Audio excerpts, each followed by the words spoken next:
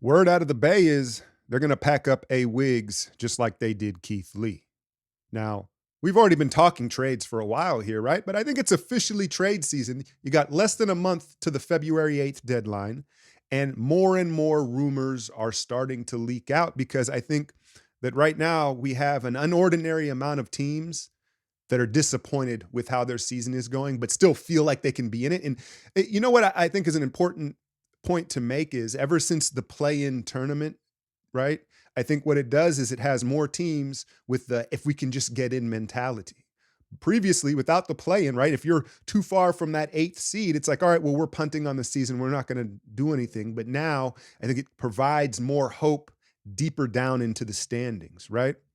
So I thought I would talk about some names that we've heard about and some stuff that is starting to leak out, trade bait rumors from different teams. It's interesting, though, because you catch these headlines on Instagram and Twitter and all these basketball accounts, and they kind of run with stuff. And when you go back to the context of the source, it's not always that. And I'll give you an example of that.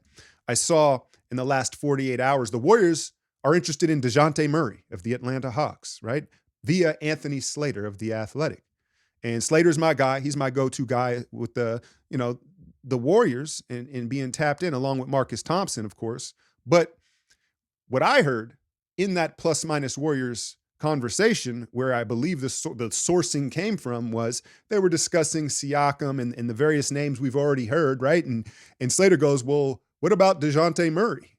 And kind of proposed, like, what would that look like if they acquired him? And then, 2 hours later, it's all over social media. The Warriors are interested in DeJounte Murray. So I think you have to kind of go back to the source of it and really get the context of the comment. And that's not to say the Warriors, maybe he was just dropping a dime on him. He was saying it without saying it, right? But that's an instance of it's like, oh, was that a rumor or did that kind of just snowball on the internet? Now, a more official rumor is my guy Jake Fisher from Yahoo Sports. He said he keeps hearing Andrew Wiggins' name connected to the Indiana Pacers.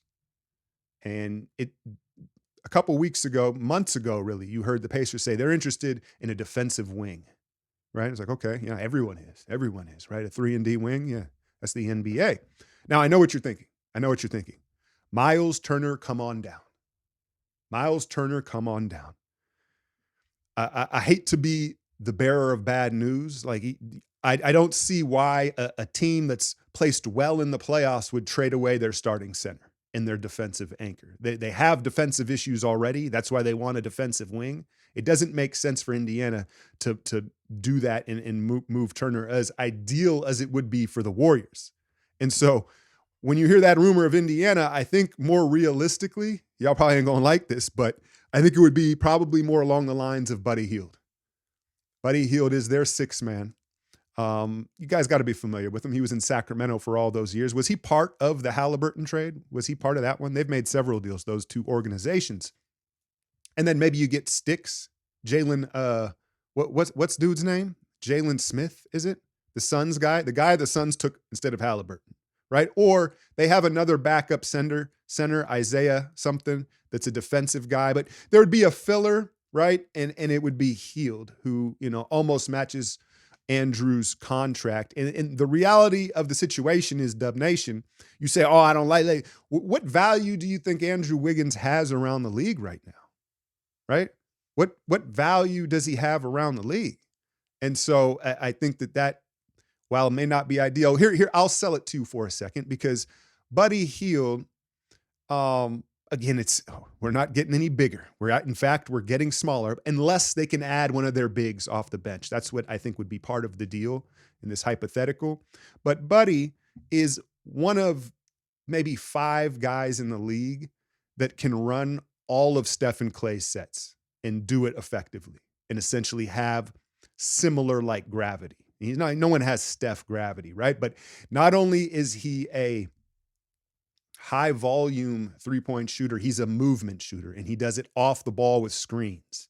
And again, I know what you're saying, we're getting smaller, but what realistically are teams looking at Andrew Wiggins? I will say this, if you're Indiana, You say a change of environment, man. Clearly, he's not having fun playing for the Warriors, and we can speculate all we want. Did you hear Stephen A. Smith on, I believe it was 95.7 The Game the other day?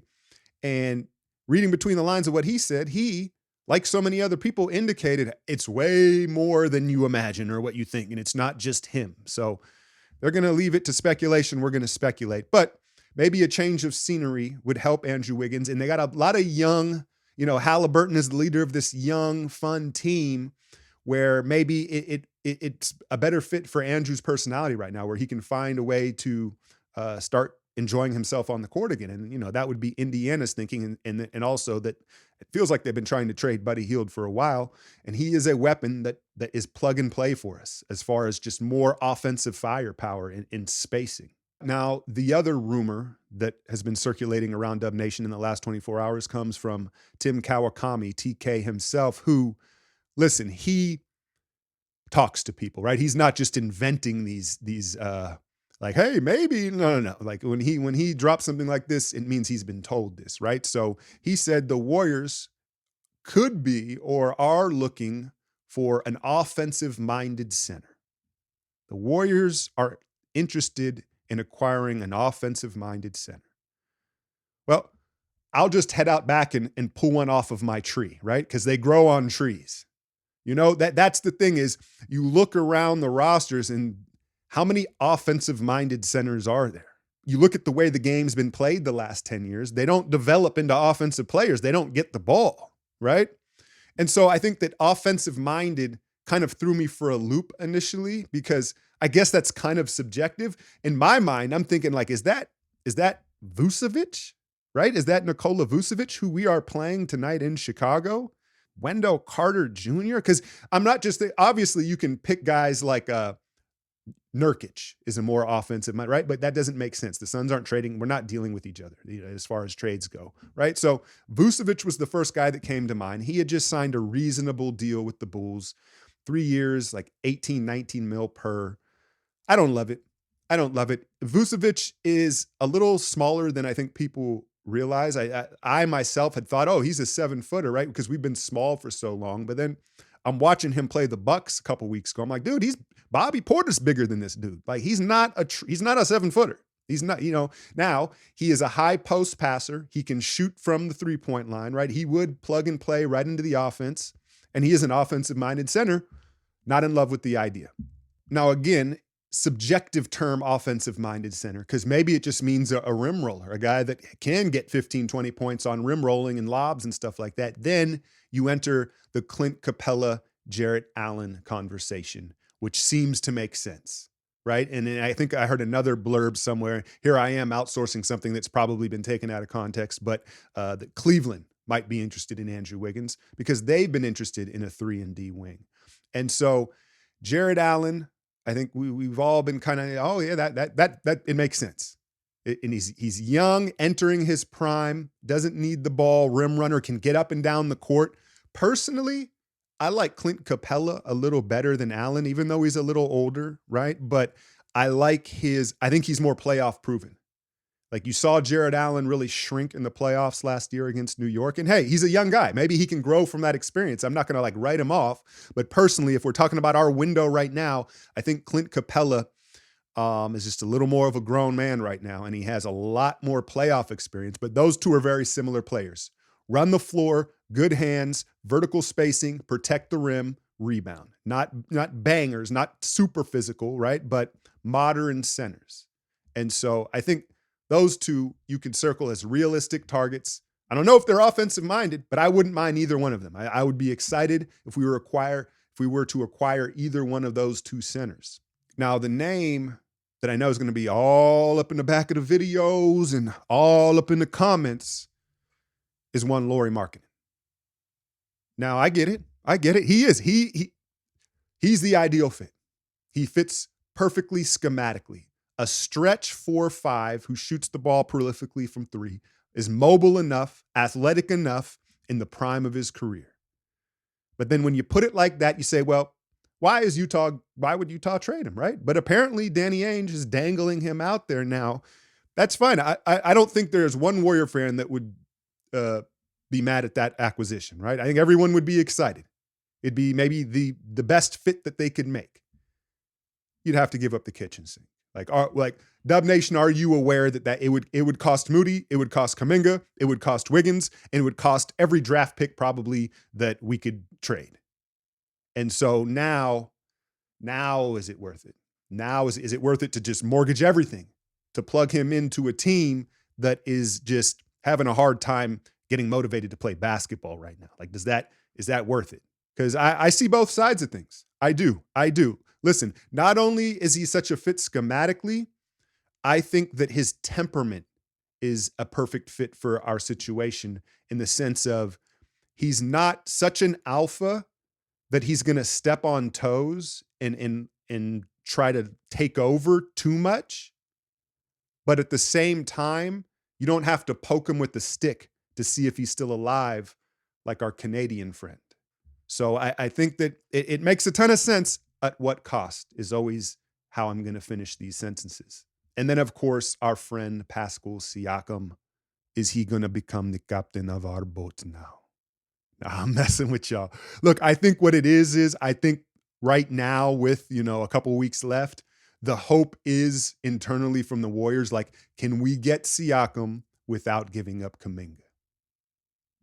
I outlined it in a video or two ago about Ujiri, and he's let Fred walk, he let Kawhi walk. Like he's shown that he's willing to do that. Is he going to do it again with Siakam, or is he going to come down on the asking price? And that's the issue, because this happens every trade deadline. Are the Warriors going to hold out, waiting for Siakam until the last second of the deadline to see if the price lowers and then miss out on other deals? That's also a consequence of waiting too long. The other aspect that I'll bring up here is, first off, this is not an indictment on Moody. Has played tremendous in the last two games, the opportunity that he's gotten, right? He's one of the only guys that's been out there playing with some juice. Strained the calf. That's unfortunate, but he's a young dude. He should bounce back from that sooner rather than later. I just wanted to make this point. During these negotiations, I think one snag that could arise is the Warriors are like, yeah, we'll give you this, and we'll give you Moses Moody. He's a lottery pick and he's on the rise, and it's an asset, right? I think some of these other teams may counter and be like, what about that white kid you guys just drafted? What about that kid Pods? We like him. Or how about we really like Trace. We like Trace from Indiana. And my point is, right, I think I've assumed, I think Moody is the chip. It sounds like that the Warriors are willing to put on the table as far as a young player, but that's not how it works, right? It's a negotiation. And I think that there could be some haggling amongst which young player goes out in a trade. Kuminga is like in a different area, right? That would be like reserved for a Lauri or a Siakam, right? But if we're talking Clint Capella, we're talking Jared Allen, or some of these moves that maybe we haven't even explored, a DeJounte Murray, right? There could be an internal battle and debate of, are they willing to give up a Podziemski or a Trace instead of a Moody? Again, let me know what y'all think in the comments. It's interesting times. Got Bulls, Milwaukee. Do they go to Utah? I don't know. It's like a 4-game trip, Midwest, East Coast. Hey, they don't got to win. They don't got to win. I know, Dub Nation and people are accusing us of being spoiled and uppity. They ain't got to win. You can't lose like those last 2 games. Can't do that. Can't do that. So I just want to see a spirited, competitive effort on this road trip. And hopefully the captain, the leader, Draymond, back in uniform soon. Hit that like, share, and subscribe. I'm out, y'all.